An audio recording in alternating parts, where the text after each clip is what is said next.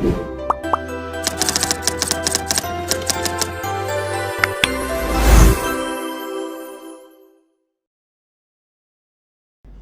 Sobat Tiji, pada kali ini kita akan mempelajari bagaimana mengkonfigurasi metadata jenis indikator.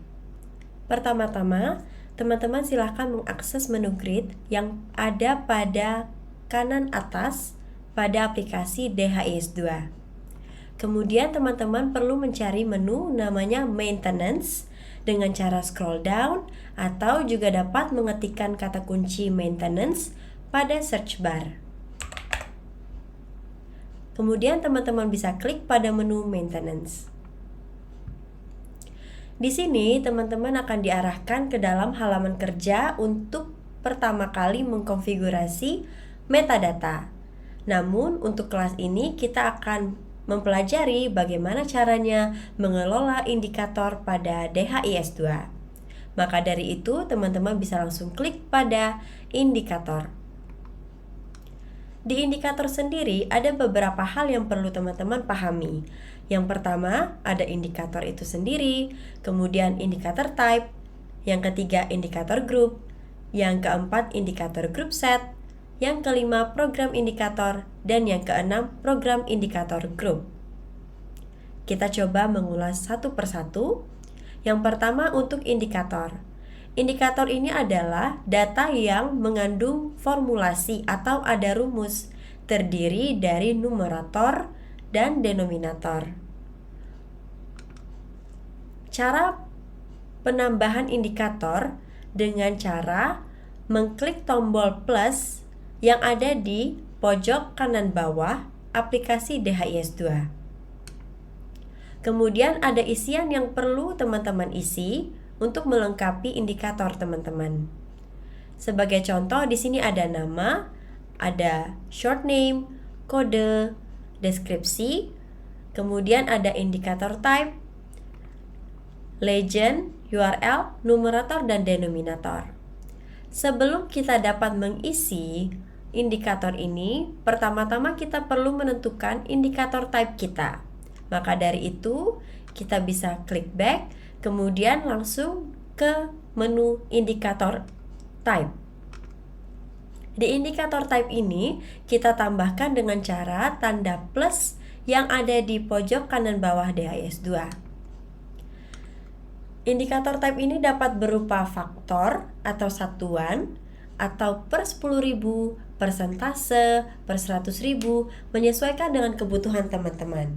Sebagai contoh, faktor 1 artinya satuan, jumlahnya 1, kita simpan. Contoh lain, kita penambahan satu lagi, persentase. Kemudian untuk faktornya sendiri, karena persentase itu biasanya per 100, kita buatkan faktor di bawah 100. Dan ini dapat menyesuaikan dengan kebutuhan teman-teman ya untuk data teman-teman. Misalnya juga ada yang per 1000. Maka faktor di bawah kita isi 1000. Kita simpan. Setelah kita menentukan indikator type kita baru dapat memperoleh indikator. Indikator sendiri kita menentukan apakah kita mau membuat persentase atau satuan. Untuk yang pertama saya contohkan untuk bagian persentase. Di data elemen sebelumnya kita sudah memiliki data malaria yaitu suspek. Sehingga di indikator kita bisa membuatkan persentase suspek tidak diperiksa. Untuk short name-nya, teman-teman bisa membuatkan hal yang sama dengan penamaan yang di name sebelumnya, atau bisa kita singkat dengan simbol persen. Suspek tidak diperiksa. Di sini saya tambahkan suspeknya suspek malaria. Kemudian setelah itu kita pilih indikator type-nya persentase. Tentunya untuk mendapatkan angka dari persentase suspek malaria tidak diperiksa, kita perlu ada penyebut dan pembilang, atau di DHIS 2 kita sebut dengan numerator dan denominator. Untuk numerator kita bisa klik, kemudian kita cari di data elemen yang mana kira-kira yang menjadi numerator. Untuk persentase suspek yang tidak diperiksa, maka numeratornya harusnya jumlah suspek malaria yang tidak diperiksa.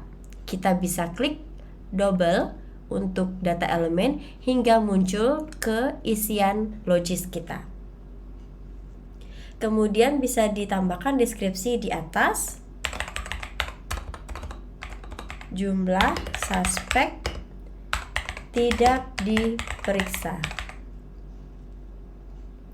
Kemudian kita bisa simpan dengan cara klik tombol done.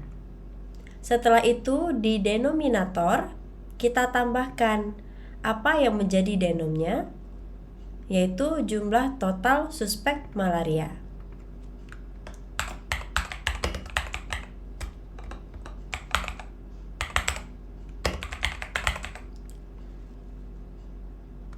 Kita klik done.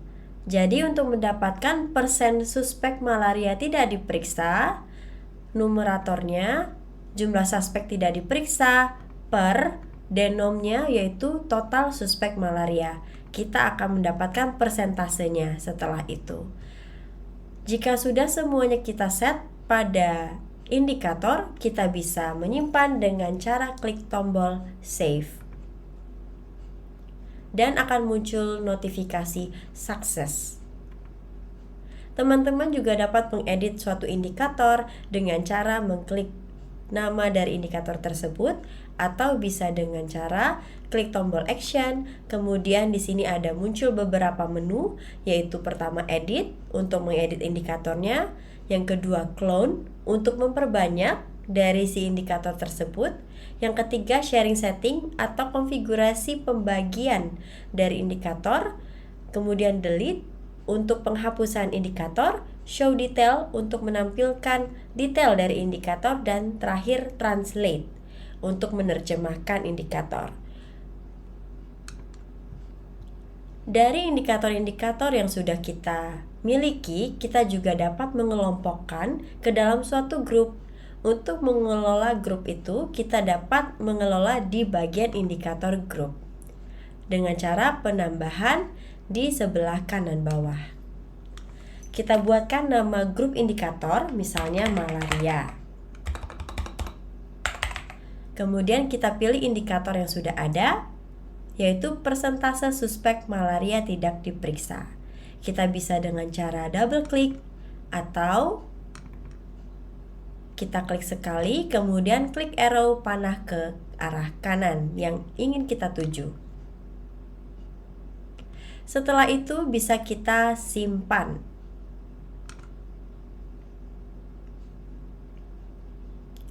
Untuk kelas indikator yang sekarang, sekian dan terima kasih. Semoga manfaat untuk kita semua.